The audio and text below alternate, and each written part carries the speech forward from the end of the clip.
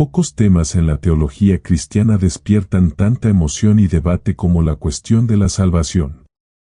Durante siglos, los creyentes han luchado con este profundo misterio: una vez salvo, ¿eres salvo para siempre o es posible perder tu salvación? Esta pregunta llega a las profundidades del miedo, la esperanza y la fe humanos. Nos obliga a confrontar la naturaleza de la gracia de Dios y la responsabilidad de quienes la aceptan. A lo largo de la historia, historias de triunfo y tragedia en la fe se han hecho eco de esta lucha. Considere la parábola del sembrador en Mateo 13. Las semillas se siembran en diferentes tipos de suelo, algunos crecen y prosperan, mientras que otros se marchitan o son ahogados por las espinas. ¿Estuvieron realmente vivas las semillas que murieron alguna vez? ¿O perdieron su oportunidad de prosperar? Hoy exploraremos la evidencia bíblica y las perspectivas teológicas que rodean esta pregunta vital. ¿Puedes perder tu salvación o la gracia de Dios garantiza la seguridad eterna para cada creyente? Prepárese para ser desafiado, inspirado y, sobre todo, atraído más cerca del corazón de Dios. La salvación es un concepto que resuena en el centro de la fe cristiana, una promesa tan profunda que trasciende el tiempo y el espacio y llega a las profundidades de la existencia humana. Sin embargo, para explorar plenamente la cuestión de si la salvación se puede perder, primero debemos hacer una pausa y reflexionar sobre qué es realmente la salvación. No es simplemente un término teológico o un ritual religioso, es el latido del corazón del Evangelio, la máxima expresión del amor de Dios por la humanidad. En esencia, la salvación es liberación, liberación del pecado, de su poder y de su consecuencia última, la separación eterna de Dios. Esta liberación no se logró mediante esfuerzo o mérito humano, sino que fue posible mediante la muerte en sacrificio y la resurrección de Jesucristo. Está resumido en las palabras de Juan 3:16, quizás el versículo más citado de las Escrituras: porque tanto amó Dios al mundo que dio a su único Hijo, para que todo aquel que en él cree no perezca, sino que tenga vida eterna. Aquí, en una sola frase, queda al descubierto la amplitud de la salvación, el amor, el sacrificio, la fe y la promesa de la eternidad. ¿Pero qué significa esta promesa en la práctica? La salvación a menudo se describe como un viaje con 3 etapas distintas: justificación, santificación y glorificación. Cada etapa representa una faceta crítica de este don divino, tejiendo una narrativa de redención que toca cada parte de la vida de un creyente. Justificación es el comienzo, el momento en que una persona pone su fe en Jesucristo y es declarada justa ante Dios. No es un proceso gradual sino un acto de gracia instantáneo. En este momento, los pecados del creyente son perdonados, su culpa es eliminada y se reconcilia con Dios. Paul captura esto maravillosamente en Romanos 5:1, de modo que, habiendo sido justificados por la fe, tenemos paz para con Dios por medio de nuestro Señor Jesucristo. La justificación es el fundamento de la salvación, el punto en el que una persona pasa de la muerte a la vida, de la separación a la unión con Dios. Sin embargo, la salvación no termina con la justificación. Continúa a través del proceso de santificación, el viaje de toda la vida para llegar a ser más como Cristo. La santificación es la obra del Espíritu Santo dentro del creyente, transformando su carácter, renovando su mente y capacitándolo para vivir en obediencia a Dios. Es aquí donde la tensión entre gracia y esfuerzo se hace más evidente. Si bien la santificación es una obra de Dios, requiere la participación activa del creyente. Como escribe Pablo en Filipenses 2:12-13, continuad trabajando en vuestra salvación con temor y temblor, porque es Dios quien obra en vosotros el querer y el hacer para cumplir su buen propósito. Este proceso no es lineal ni está libre de luchas. Está marcado por victorias y fracasos, por momentos de claridad y temporadas de dudas. La etapa final de la salvación es glorificación, la culminación del camino del creyente. La glorificación ocurre en la eternidad, cuando el creyente es plenamente conformado a la imagen de Cristo y entra en la plenitud de la presencia de Dios. Es la realización suprema de la salvación, un estado donde el pecado y sus efectos ya no existen, y el creyente experimenta la unión perfecta con Dios. Pablo habla de esto en Romanos 8:30, y a los que predestinó, a ellos también llamó, a los que llamó, también los justificó, a los que justificó, también los glorificó. La glorificación es la esperanza que sostiene a los creyentes a través de las pruebas de la vida, la seguridad de que su viaje tiene un destino divino. Pero dentro de este hermoso marco de la salvación se encuentra una pregunta que ha provocado un debate interminable: ¿es la salvación un evento único o es un viaje de toda la vida que requiere perseverancia? Para aquellos que ven la salvación como irrevocable, la atención se centra en la plenitud de la obra de Cristo en la cruz. Si la salvación es un don de la gracia, argumentan, entonces no se puede perder, porque no depende del esfuerzo humano. Las palabras de Jesús en Juan 10, 28-29: proporcionar tranquilidad, yo les doy vida eterna, y no perecerán jamás, nadie me las arrebatará de la mano. Este punto de vista enfatiza la seguridad del creyente, que descansa en la naturaleza inmutable de las promesas de Dios. Sin embargo, otros sostienen que la salvación, aunque iniciada por la gracia, requiere fidelidad y perseverancia. Señalan pasajes como Mateo 24:13, donde Jesús declara: el que persevere hasta el fin será salvo. Esta perspectiva resalta la naturaleza dinámica de la salvación, sugiriendo que no es solo un momento de decisión sino un compromiso continuo de caminar en obediencia a Dios. La parábola del sembrador en Mateo 13 refuerza esta idea, ilustrando cómo algunas semillas brotan rápidamente pero no duran porque carecen de profundidad o están asfixiadas por las preocupaciones del mundo. ¿Podría esto implicar que la salvación puede perderse por negligencia o rebelión? Esta tensión entre seguridad y perseverancia refleja el profundo misterio de la salvación.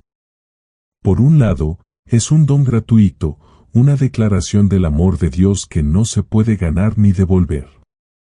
Por otro lado, es un llamado al discipulado, a tomar cada día la cruz y seguir a Cristo, Lucas 9:23. ¿Cómo pueden coexistir estas verdades? Quizás la respuesta esté en la naturaleza misma de la fe. La fe genuina no es estática, está viva, creciendo y dando frutos. Es a la vez una respuesta a la gracia de Dios y una expresión de confianza en sus promesas. A medida que los creyentes luchan con estas preguntas, se sumergen más profundamente en el corazón del Evangelio. La salvación no es una fórmula a resolver sino una relación a vivir.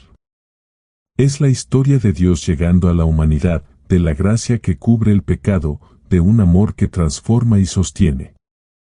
Ya sea vista como un evento único o como un viaje de toda la vida, la salvación tiene que ver, en última instancia, con la fidelidad de Dios, no con los logros humanos. Es un recordatorio de que, en palabras de Efesios 2, 8-9, porque por gracia sois salvos mediante la fe, y esto no proviene de vosotros, sino que es don de Dios, no por obras, para que nadie se gloríe. La pregunta de qué es la salvación lleva a una pregunta mayor: ¿quién es el Dios que salva?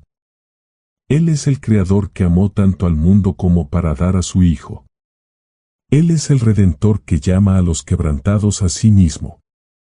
Y Él es el sustentador que camina con su pueblo en cada etapa de su viaje. El misterio de la salvación invita a los creyentes no solo a buscar respuestas sino a buscarlo a Él, fuente de toda vida y esperanza.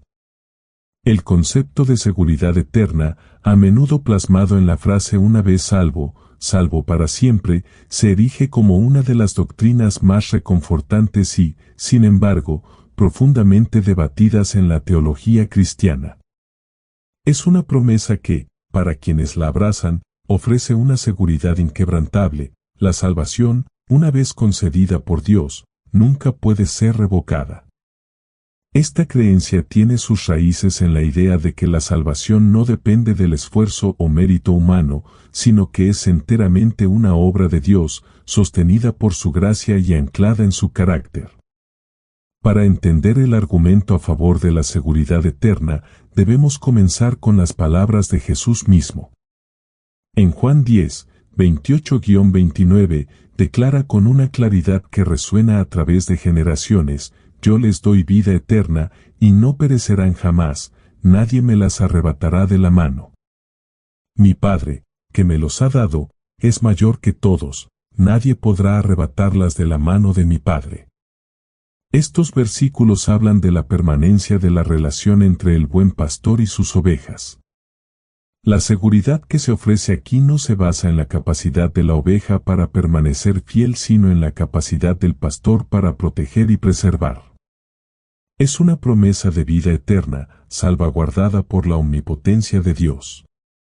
El apóstol Pablo se hace eco de este tema en sus escritos, particularmente en Romanos 8, 38-39, donde proclama: porque estoy convencido de que ni la muerte ni la vida, ni los ángeles ni los demonios, ni el presente ni el futuro, ni ningún poder, ni lo alto ni lo profundo, ni ninguna otra cosa en toda la creación, podrá separarnos del amor de Dios.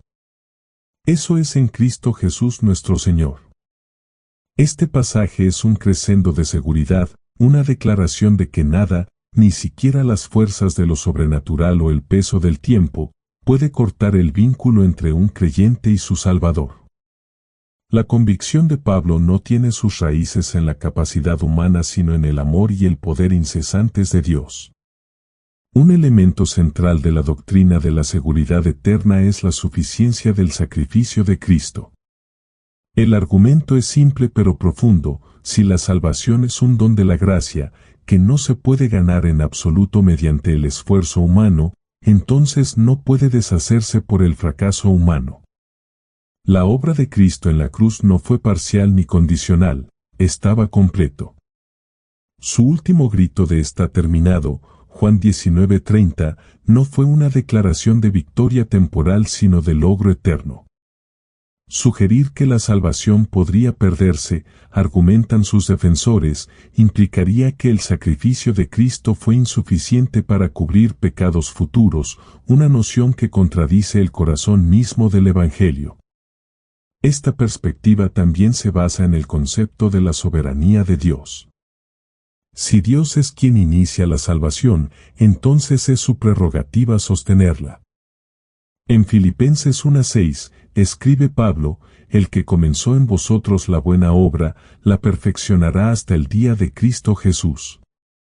Este versículo subraya la idea de que la salvación no es un proyecto humano sino divino. Es Dios quien comienza la obra de la redención y es Dios quien asegura su finalización. El papel del creyente no es esforzarse por mantener la salvación sino confiar en la fidelidad de aquel que la concede. Los críticos de la seguridad eterna a menudo señalan el peligro de la complacencia, sugiriendo que tal doctrina podría alentar a los creyentes a dar por sentada su fe. Sin embargo, sus defensores responden que la verdadera salvación es transformadora. Un encuentro genuino con la gracia de Dios produce una nueva creación, como se describe en 2 Corintios 5:17, si alguno está en Cristo, la nueva creación ha llegado, lo viejo ha pasado, lo nuevo está aquí. Esta transformación no es simplemente un cambio de comportamiento sino un cambio fundamental de identidad. Un creyente que es verdaderamente salvo dará el fruto del Espíritu, Gálatas 5, 22-23, y demostrará una vida marcada por la gratitud, la obediencia y el amor a Dios. Otro argumento a favor de la seguridad eterna se basa en la naturaleza de la vida eterna misma. Por definición, la vida eterna no es temporal. Si la salvación pudiera perderse, entonces la vida prometida en Cristo no sería verdaderamente eterna, sería condicional o contingente. Sin embargo, la promesa de Jesús en Juan 3:16 es inequívoco: todo aquel que en él cree, no perecerá, sino que tendrá vida eterna. Esta seguridad no se basa en la capacidad del creyente para aferrarse a la salvación, sino en la promesa de Dios de mantenerla. La idea de seguridad eterna también resuena con la imagen bíblica de la adopción. En Romanos 8:15, escribe Pablo: el Espíritu que recibiste provocó tu adopción como hijo. Y por él clamamos: Abba, Padre. La adopción en la familia de Dios es un acto legal y relacional que significa un cambio permanente de estatus. Así como un padre terrenal no repudia a su hijo por errores, la adopción de Dios es irrevocable. El creyente ya no es esclavo del pecado sino hijo de Dios, y esta identidad está segura en él. Sin embargo, la doctrina de la seguridad eterna no sugiere que los creyentes estén libres de responsabilidad. Si bien la salvación es segura, el proceso de santificación requiere participación activa. Pablo exhorta a los creyentes en Filipenses 2:12-13, continuad trabajando en vuestra salvación con temor y temblor, porque es Dios quien obra en vosotros el querer y el hacer para cumplir su buen propósito. Esta tensión entre la soberanía de Dios y la responsabilidad humana resalta la naturaleza relacional de la salvación. No es un estado estático sino un viaje dinámico de fe, confianza y crecimiento. Para quienes abrazan la seguridad eterna, la doctrina es una fuente de profundo consuelo.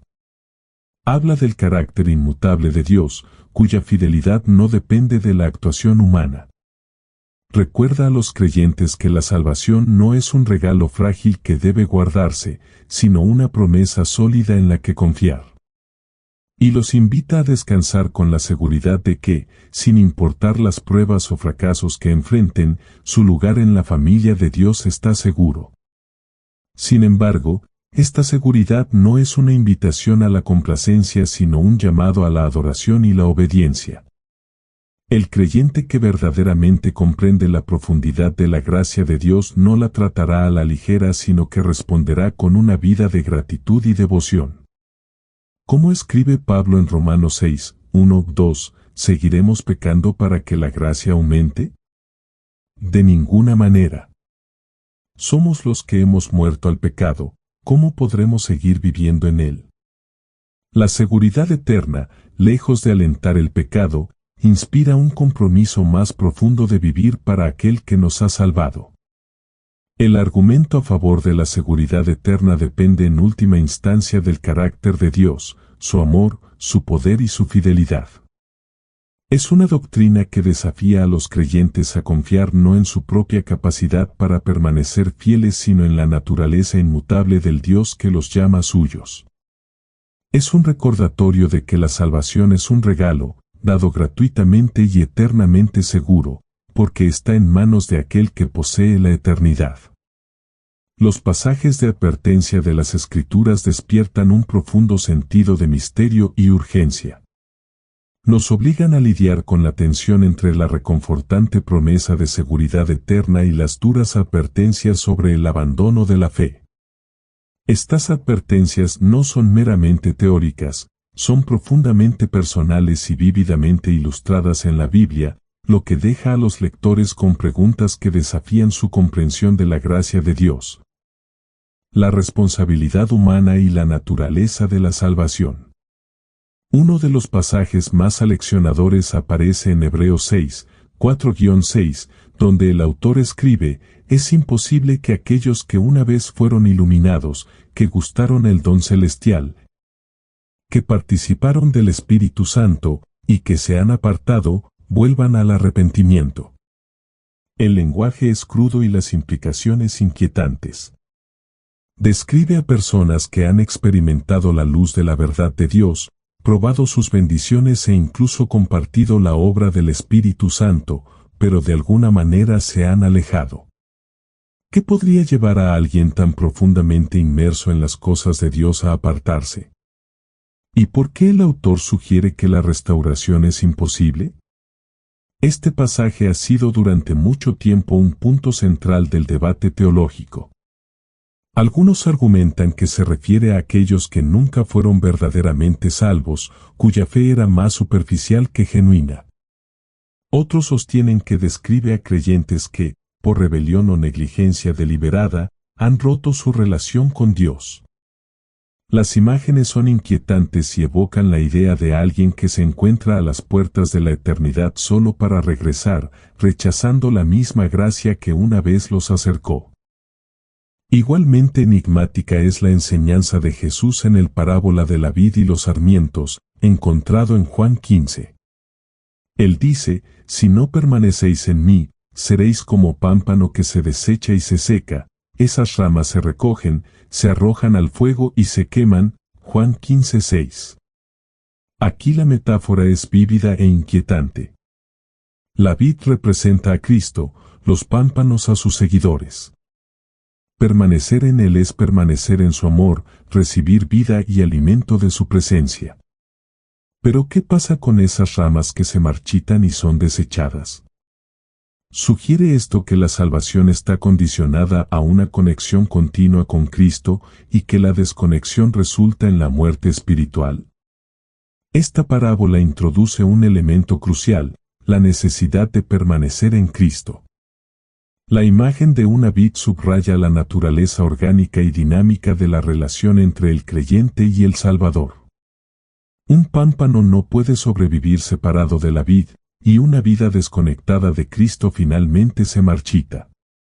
Pero la pregunta sigue siendo, ¿las ramas secas representan a aquellos que nunca estuvieron realmente vivos en Cristo, o simbolizan a los creyentes que se han alejado, perdiendo la vida que una vez poseyeron? El libro de Apocalipsis añade otra capa más a la discusión. En Apocalipsis 3:5, Jesús se dirige a la iglesia en Sardis, diciendo: el que salga victorioso, como ellos, estará vestido de blanco. Nunca borraré el nombre de esa persona del libro de la vida. Esta promesa, aunque reconfortante para los fieles, lleva implícita una advertencia, la posibilidad de que algunos nombres sean borrados. ¿Qué significa ser borrado del libro de la vida? ¿Es una expresión metafórica de recompensas perdidas o significa la pérdida definitiva de la salvación? Las advertencias contenidas en estos pasajes no se descartan fácilmente. Hablan de la seriedad de la fe, la realidad de la acción humana y las consecuencias de alejarse de Dios. Desafían la noción de una fe pasiva o estancada, llamando a los creyentes a la vigilancia, la perseverancia y una profunda confianza en la gracia de Dios. Sin embargo, también plantean profundas cuestiones teológicas sobre la naturaleza de la salvación. ¿Puede un creyente realmente perder su salvación, o estas advertencias tienen un propósito diferente? Una perspectiva es que estas advertencias son hipotéticas y tienen como objetivo estimular a los creyentes hacia la fidelidad sin sugerir que tal caída sea inevitable. Sirven como barreras de seguridad que guían a los creyentes a permanecer firmes en su relación con Cristo. Otro punto de vista es que las advertencias son genuinas y reflejan el potencial de apostasía entre aquellos que descuidan su fe o rechazan activamente a Dios.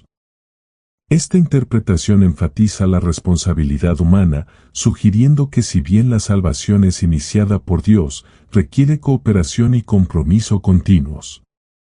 La interacción entre estos pasajes y la narrativa más amplia de las Escrituras profundiza el misterio.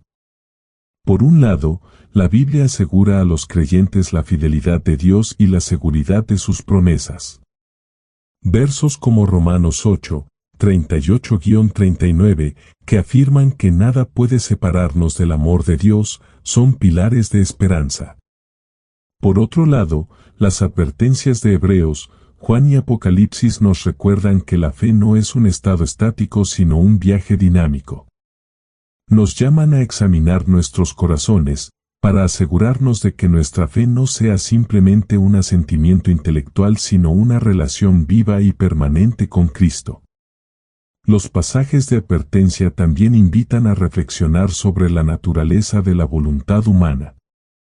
Si la salvación es un don de la gracia, dado y recibido gratuitamente, ¿qué papel juega la elección humana para sostenerla?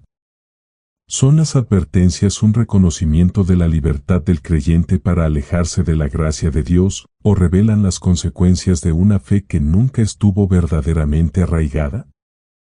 La parábola del sembrador en Mateo 13 proporciona un paralelo conmovedor, que ilustra cómo las semillas de la fe pueden caer en diferentes tipos de suelo. Algunos echan raíces y dan fruto, mientras que otros son quemados por las pruebas o ahogados por las preocupaciones mundanas. ¿Es esta una imagen de una fe perdida o de una fe que nunca se realizó plenamente?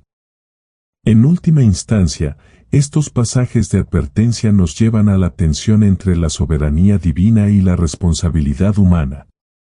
Nos recuerdan que si bien Dios es el autor y sustentador de la salvación, llama a su pueblo a participar en la vida de fe. Esta participación no es una condición para la salvación sino una respuesta a ella, un reflejo de un corazón transformado por la gracia. Las advertencias instan a los creyentes a permanecer vigilantes, a proteger sus corazones contra la complacencia y a buscar a Cristo con devoción inquebrantable. A medida que lidiamos con estos pasajes, una cosa queda clara: no están destinados a inducirnos al miedo, sino a llevarnos a una dependencia más profunda de Dios. Revelan la seriedad de la fe, el costo del discipulado y la belleza de una vida arraigada en Cristo. Nos llaman a examinar nuestro corazón, a permanecer en él y a confiar en sus promesas. Sobre todo, nos recuerdan que la salvación no es simplemente una transacción sino una relación que requiere cuidado, compromiso y entrega. El misterio de los pasajes de advertencia no se resuelve fácilmente y quizás sea intencionado. Nos invitan a luchar con el peso de la palabra de Dios, a buscar su sabiduría y a caminar humildemente ante Él. Al final, nos remiten al corazón del Evangelio: el Dios que salva, sostiene y llama a su pueblo a una vida de fidelidad y amor. La interacción entre fe, obras y perseverancia es un tema de profundo misterio y complejidad teológicos. Llama a los creyentes a examinar el núcleo mismo de su caminar espiritual, invitándolos a reflexionar sobre cómo se recibe y se vive la salvación. Esta intrincada relación es fundamental para el debate sobre la seguridad de la salvación.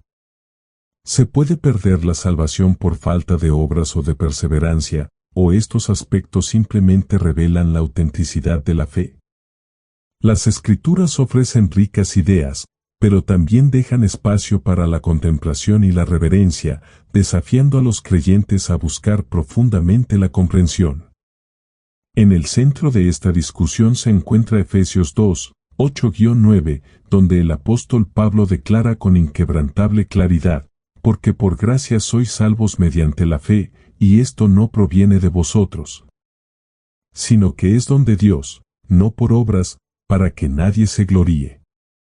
Estas palabras resuenan en los pasillos del pensamiento cristiano, reforzando la creencia de que la salvación es un don divino, inmerecido y otorgado gratuitamente por Dios. El esfuerzo humano, por noble que sea, no puede salvar el abismo entre el pecado y la justicia. Esta es la piedra angular de la gracia, que Dios, en su infinita misericordia, ofrece salvación a la humanidad únicamente a través de la fe en Jesucristo. Pero el misterio se profundiza cuando encontramos las enseñanzas de Santiago. En Santiago 2:17, escribe: la fe por sí sola, si no va acompañada de acción, está muerta. Esta afirmación parece, a primera vista, contrastar con las enseñanzas de Pablo. Santiago no disminuye la importancia de la fe, pero insiste en que la verdadera fe produce obras de forma natural. Si no es así, ¿se puede decir que es genuino? Aquí radica una pregunta crucial: si un creyente deja de dedicarse a buenas obras, ¿señala esto una deficiencia en su fe? ¿Podría indicar que, para empezar, su fe nunca fue auténtica? La tensión entre Pablo y Santiago no es una contradicción sino una verdad complementaria. Pablo aborda el fundamento de la salvación: la fe, no las obras, trae la justificación. Santiago, sin embargo, se centra en la evidencia de esa fe. La fe genuina, una vez arraigada en el alma, inevitablemente da frutos. Es como si Pablo hablara de la semilla y Santiago de la cosecha. Una semilla plantada pero que nunca brotó haría que uno se preguntara si estaba viva para empezar. De manera similar, la fe que no produce obras invita al escrutinio. Esto lleva al enigmático papel de perseverancia en la vida de un creyente. Jesús mismo enfatiza la necesidad de perseverancia en Mateo 24:13, el que persevere hasta el fin será salvo. Esta declaración traspasa el corazón, porque sugiere que la salvación no se trata simplemente de un momento de fe, sino de un viaje de constancia que dura toda la vida. ¿Qué significa mantenerse firme? ¿Está Jesús insinuando que la salvación depende de la perseverancia humana, o está revelando que la perseverancia es el resultado natural de la fe genuina? La parábola del sembrador en Mateo 13 ofrece una reflexión inquietante sobre este asunto. Las semillas caen en diversos tipos de suelo, algunas brotan rápidamente pero se marchitan bajo el sol, mientras que otras son ahogadas por las espinas. Solo los plantados en buena tierra perduran y dan fruto. Estas imágenes provocan preguntas inquietantes. ¿Son aquellos que se alejan un símbolo de los creyentes que perdieron la salvación, o nunca fueron verdaderamente transformados? Jesús parece sugerir que la profundidad de la fe se revela con el tiempo, a través de las pruebas y la perseverancia. El concepto de perseverancia está íntimamente ligado a la santificación, el proceso de toda la vida de llegar a ser más como Cristo. Hebreos 12:1 insta a los creyentes a correr con perseverancia la carrera que tenemos marcada. Este no es un viaje pasivo. Requiere resistencia, un continuo alejamiento del pecado y una búsqueda persistente de Dios.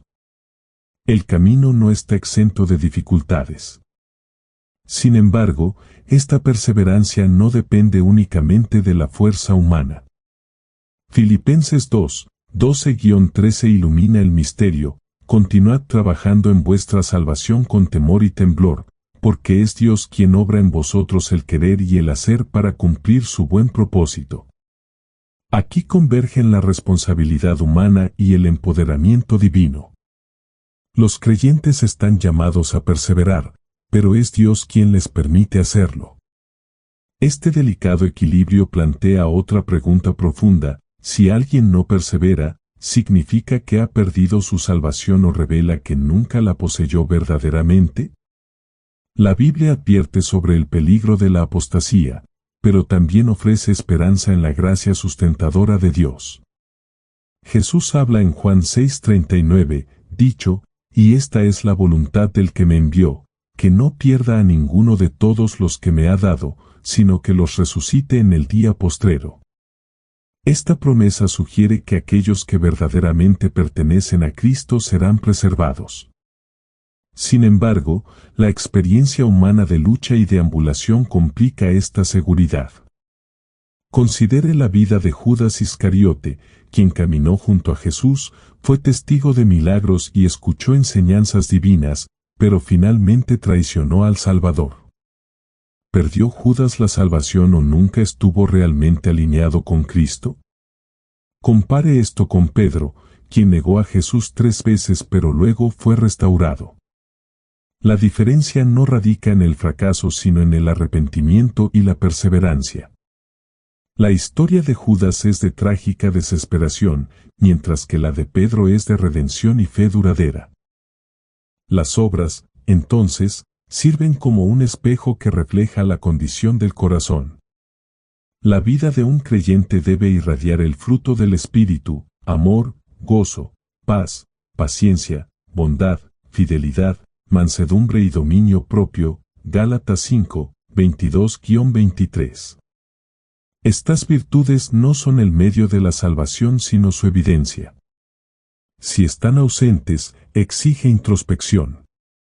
La fe profesada es meramente intelectual o transformadora. Sin embargo, la Biblia también reconoce la realidad de la debilidad humana. Hasta los más fieles tropiezan. David, un hombre conforme al corazón de Dios, cayó en un pecado grave. Sin embargo, su historia está marcada por el arrepentimiento.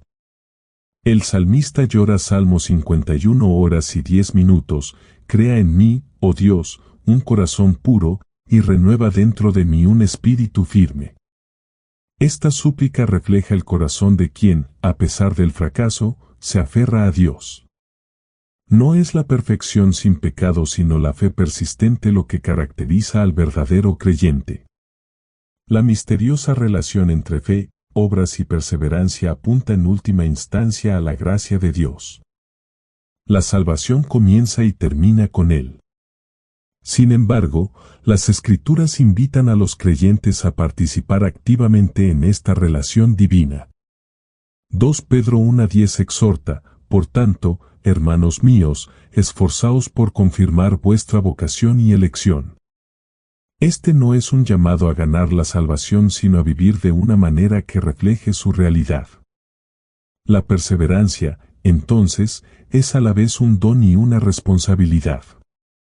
Es Dios quien sostiene, pero los creyentes están llamados a permanecer vigilantes. La vida cristiana se describe como una carrera, una batalla, un viaje. Exige resistencia, pero la promesa permanece, el que comenzó en vosotros la buena obra, la perfeccionará, Filipenses 1:6. En este misterioso equilibrio, los creyentes están llamados a no temer perder la salvación sino a buscar a Cristo con todo su corazón. Se les invita a confiar en la gracia sustentadora de Dios mientras viven activamente su fe a través del amor y las buenas obras. La advertencia es clara, pero también lo es la promesa. Aquellos que perseveren, fortalecidos por el Espíritu de Dios, se mantendrán firmes hasta el fin. La relación entre fe, obras y perseverancia no es una fórmula a resolver sino un camino dinámico con Dios. Es un llamado a confiar, actuar y perseverar. Y en este viaje, los creyentes encuentran gracia sobre gracia, sostenidos por aquel que es fiel para completar lo que ha comenzado. La naturaleza de la verdadera fe es un tema profundo y a menudo inquietante que invita a los creyentes a buscar en los rincones más profundos de sus corazones. Es una pregunta que trasciende el debate teológico y toca el núcleo de la existencia espiritual. ¿Qué significa tener verdadera fe? Esta investigación está lejos de ser superficial, tiene un significado eterno. ¿Puede una persona perder la salvación, o tal vez nunca fue verdaderamente salva para empezar? Esta es la paradoja que resuena en las Escrituras, donde las promesas divinas de seguridad se cruzan con advertencias aleccionadoras de falsa seguridad. En Mateo 7, 21-23, Jesús ofrece una de las advertencias más escalofriantes de toda la Escritura: no todo el que me dice, Señor, Señor, entrará en el reino de los cielos, sino solo el que hace la voluntad de mi Padre que está en los cielos. Muchos me dirán aquel día, Señor, Señor, ¿no profetizamos en tu nombre y en tu nombre expulsamos demonios y en tu nombre hicimos muchos milagros? Entonces les diré claramente, nunca te conocí. Apartaos de mí, malhechores. Estas palabras atraviesan como una espada, desmantelando la reconfortante ilusión de que la confesión verbal o las manifestaciones externas de religiosidad son evidencia suficiente de una fe genuina. Aquí Jesús no se dirige a ateos ni a paganos, Él está hablando a personas que se creían seguidores de Dios, aquellos que ministraron, predicaron e incluso realizaron milagros en su nombre. Sin embargo, la aterradora realidad es que Jesús los repudia, no porque perdieron la salvación, sino porque nunca fueron conocidos por Él. La frase inquietante "nunca te conocí" sugiere que a pesar de sus obras, sus corazones nunca estuvieron verdaderamente entregados. Esto plantea una pregunta profundamente inquietante: ¿Cuántos hoy caminan bajo la bandera de la fe sin haber encontrado realmente el poder transformador de Dios? ¿Cuántos confunden la actividad religiosa con una relación con Cristo? Estas preguntas nos llevan a la parábola del sembrador en Mateo 13, donde Jesús revela aún más el misterio de la fe genuina. En esta parábola, un sembrador esparce semillas que caen en varios tipos de suelo.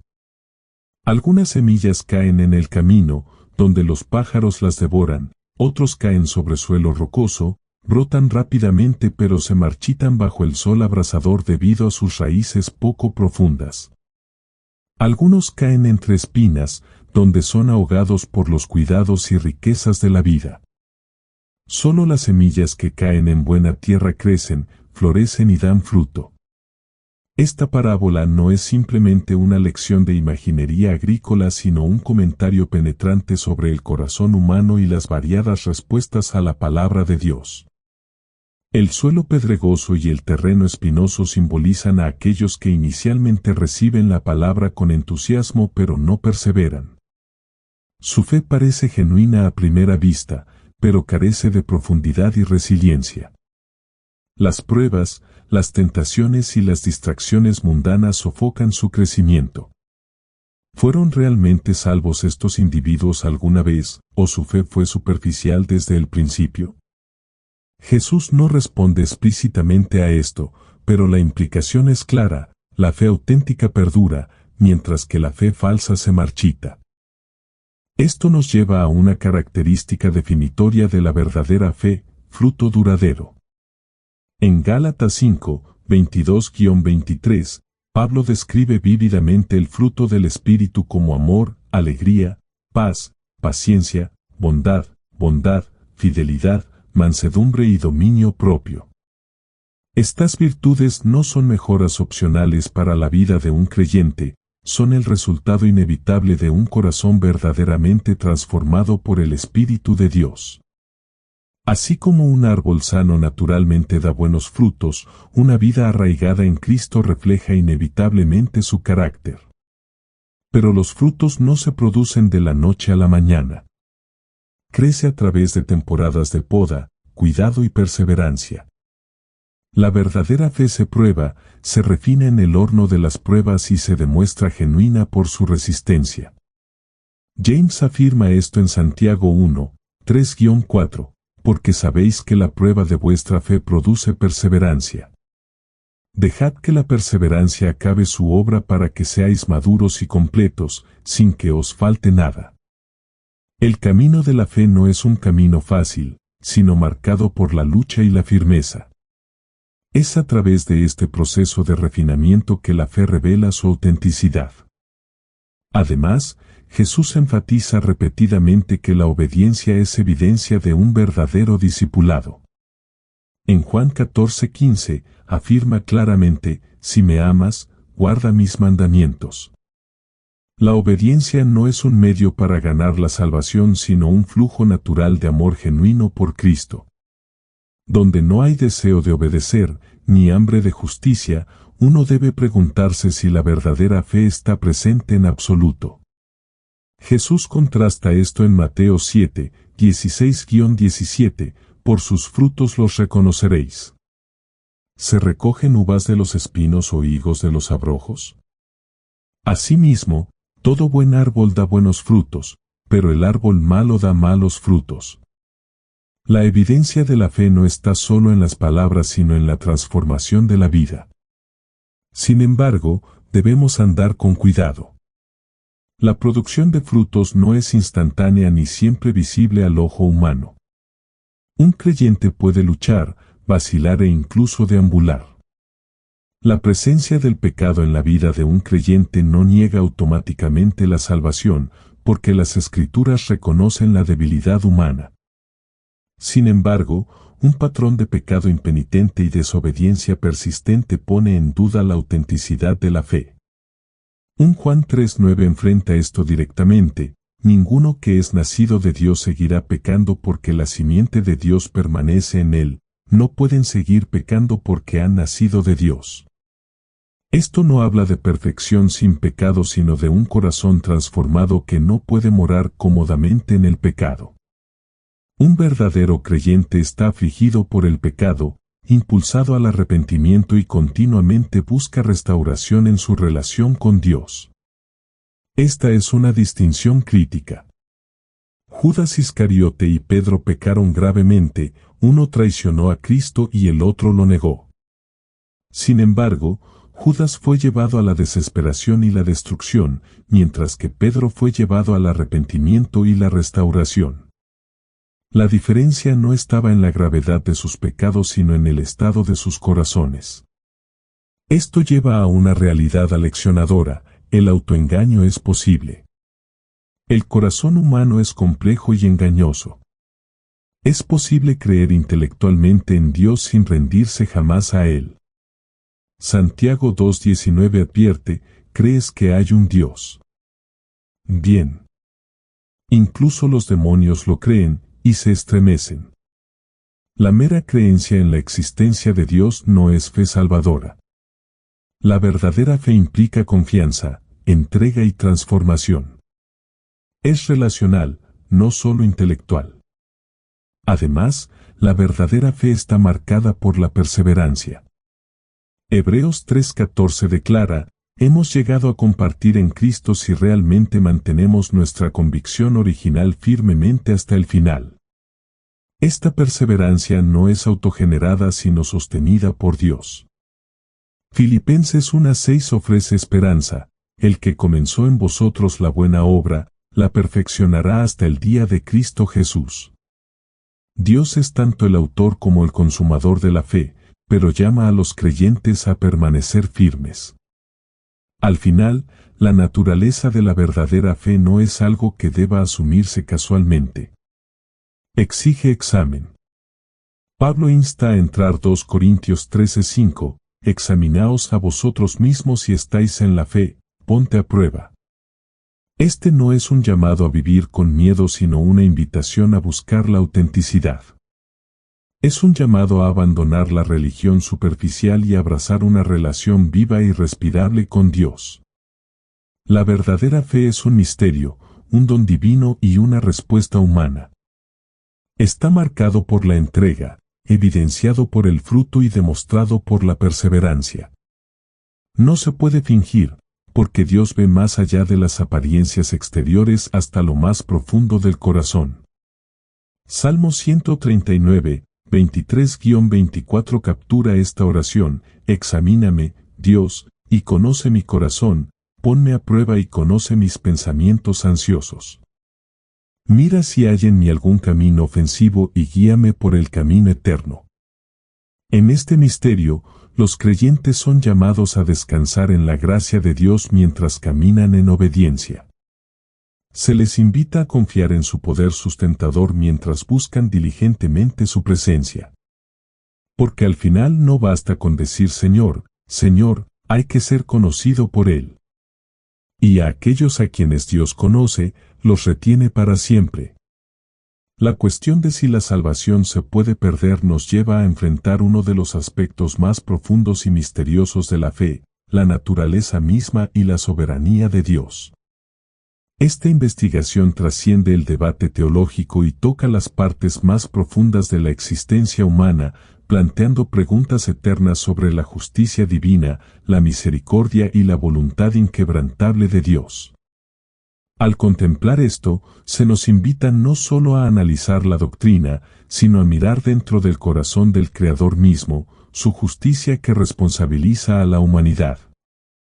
Su gracia que extiende el perdón y su soberanía que garantiza que sus planes nunca sean frustrados. En el centro de este misterio divino está la soberanía de Dios. Las Escrituras declaran que Dios reina supremo sobre toda la creación, orquestando la historia y el destino humano de acuerdo con su perfecta voluntad. Sus propósitos son eternos, sus decretos inmutables. Isaías 46:10 afirma poderosamente esta verdad: hago saber el fin desde el principio, desde la antigüedad, lo que está por venir. Yo digo, mi propósito se mantendrá y haré todo lo que me plazca. Este versículo capta la verdad incomprensible de que los propósitos de Dios, una vez puestos en marcha, no se pueden deshacer. Su autoridad se extiende más allá de la comprensión humana, entrelazando cada momento de la existencia en su narrativa divina. Sin embargo, dentro de esta soberanía existe otra verdad esencial: Dios no solo es justo sino profundamente misericordioso. Él es el Dios que exige santidad y justicia, pero también es el Dios que extiende perdón y misericordia a los que no lo merecen. La tensión entre justicia y gracia no es una contradicción sino un reflejo de la naturaleza completa de Dios. Él es el juez justo que castiga el pecado, pero también es el Padre compasivo que da la bienvenida a los pródigos a casa. Esta dualidad está perfectamente encarnada en la cruz de Cristo, donde convergen la justicia y la misericordia. A la luz de la soberanía de Dios, Pablo ofrece una profunda tranquilidad al Filipenses 1:6, estando seguros de esto, que el que comenzó en vosotros la buena obra, la perfeccionará hasta el día de Cristo Jesús. Esta promesa es la piedra angular de la esperanza del creyente. Afirma que la salvación no es un esfuerzo humano sino una obra divina, iniciada, sostenida y completada por Dios mismo. El Dios que comenzó la obra transformadora de la salvación dentro del creyente es fiel para llevarla a cumplimiento. Sus planes para su pueblo no son frágiles, están asegurados por su carácter inmutable. Sin embargo, esta promesa no invita a la complacencia. Confiar en la soberanía de Dios no es una licencia para la pasividad espiritual sino un llamado a la participación activa en la vida de fe. Esta seguridad debería despertar en los creyentes un profundo sentido de gratitud y humildad. Es un reconocimiento de que la salvación no se gana sino que se da con gracia, que la perseverancia en la fe no es autosuficiente sino que está fortalecida por el Espíritu. Tal comprensión debería inspirar a los creyentes a vivir en obediencia gozosa, no por temor a perder la salvación sino por reverencia al Dios que salva. El apóstol Pablo entendió esta tensión dinámica entre la soberanía divina y la responsabilidad humana. Él escribe en Filipenses 2:12-13, continuad trabajando en vuestra salvación con temor y temblor, porque es Dios quien obra en vosotros el querer y el hacer para cumplir su buen propósito. Este pasaje captura la misteriosa asociación entre Dios y la humanidad. Dios es quien permite al creyente querer y actuar de acuerdo con sus propósitos. Sin embargo, los creyentes están llamados a participar activamente en el proceso de santificación. Esto no es una contradicción sino una armonía divina. Dios da poder y los creyentes responden. Confiar en la soberanía de Dios requiere reconocer los límites del entendimiento humano. Hay misterios que Dios ha decidido no revelar completamente, y la seguridad de la salvación es uno de ellos. Esta tensión divina no pretende inquietar sino invitar a la confianza. Deuteronomio 29 horas y 29 minutos estados, las cosas secretas pertenecen al Señor nuestro Dios, pero las reveladas nos pertenecen a nosotros y a nuestros hijos para siempre. Dios ha revelado lo suficiente para que su pueblo confíe en Él, pero retiene cierto conocimiento para profundizar esa confianza. En medio de este misterio, los creyentes recuerdan la fidelidad inquebrantable de Dios. Sus promesas no son palabras vacías sino verdades eternas. Lamentaciones 3:22-23 proclama, por el gran amor del Señor no nos consumimos, porque sus compasión nunca fallan. Son nuevos cada mañana, grande es tu fidelidad. Esta fidelidad asegura a los creyentes que su salvación está segura en sus manos. Su amor no decae, su gracia no decae y sus propósitos no fallan. Sin embargo, la seguridad de la soberanía de Dios nunca debe conducir a la arrogancia espiritual. La parábola de Jesús sobre el fariseo y el recaudador de impuestos en Lucas 18:9-14 advierte contra la confianza moralista. El fariseo se jactaba de lo que percibía como justo, mientras que el recaudador de impuestos humildemente suplicaba misericordia. Jesús elogió al publicano y le enseñó que los que se enaltecen serán humillados. La verdadera confianza en la soberanía de Dios fomenta la humildad, no el orgullo. Reconoce que la salvación depende totalmente de la misericordia de Dios, no del mérito humano. Además, confiar en la soberanía de Dios exige perseverancia. El camino cristiano no está exento de dificultades. Las pruebas, el sufrimiento y las batallas espirituales están entretejidos en el camino del discipulado. Sin embargo, incluso en estas luchas, la soberanía de Dios ofrece consuelo. Romanos 8:28 asegura a los creyentes, y sabemos que Dios dispone todas las cosas para el bien de los que lo aman, los que han sido llamados conforme a su propósito. Cada prueba está bajo el control de Dios, cada dificultad sirve a su propósito mayor. Esta verdad fortalece a los creyentes para perseverar, sabiendo que sus luchas no son en vano. Sin embargo, esta confianza no debería disminuir la gravedad del pecado. La gracia de Dios no excusa la complacencia. Hebreos 12:14 advierte: haced todo lo posible por vivir en paz con todos y por ser santos, sin santidad nadie verá al Señor. La santidad no es opcional, es la evidencia de una vida transformada por la gracia de Dios. La verdadera confianza en la soberanía de Dios obliga a los creyentes a buscar la santidad, no como un medio para ganar la salvación sino como una respuesta a ella. Al comprender la soberanía de Dios, los creyentes también encuentran su paciencia. 2 Pedro 3:9 revela: el Señor no tarda en cumplir su promesa, como algunos entienden la lentitud. Más bien, tiene paciencia con vosotros, no queriendo que nadie perezca, sino que todos procedan al arrepentimiento.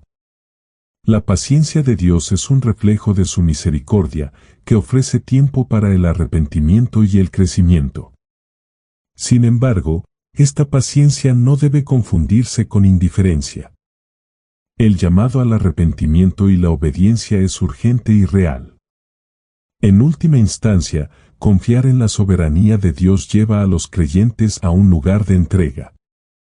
Es el reconocimiento de que los caminos de Dios son más elevados que los nuestros, sus pensamientos más allá de nuestra comprensión. Isaías 55, 8-9.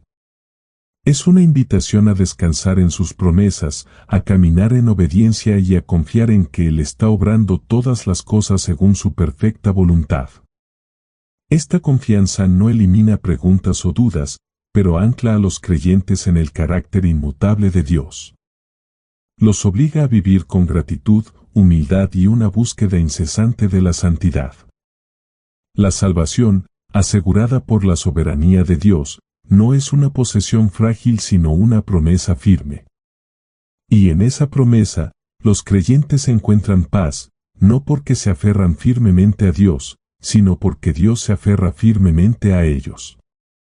Al final, la cuestión de perder la salvación queda eclipsada por la verdad mayor de la soberanía de Dios. Él es el Dios que salva, el Dios que sostiene y el Dios que completa lo que comienza. Confiar en Él es descansar en la seguridad de que su amor perdura para siempre, su justicia es perfecta y su gracia es suficiente. La pregunta, ¿puedes perder tu salvación?, no es uno con una respuesta simple. Las Escrituras presentan una tensión entre la seguridad de las promesas de Dios y el llamado a la perseverancia. Desafía a los creyentes a examinar sus corazones, a buscar una fe genuina y a confiar en el Dios que tiene la eternidad en sus manos. Al final, la salvación no se trata de esfuerzo o mérito humano sino de la gracia y la fidelidad de Dios. El misterio de la salvación nos invita a caminar humildemente con Dios, a aferrarnos a sus promesas y a vivir vidas que reflejen su amor. Ya sea que la respuesta esté en la seguridad eterna o en la necesidad de perseverar, una verdad permanece clara: la salvación es un regalo que se ofrece gratuitamente a todos los que creen. Y su poder transformador nos llama a una relación con el Dios que salva. Entonces, ¿qué opinas? ¿Se puede perder la salvación o la gracia de Dios nos mantiene seguros?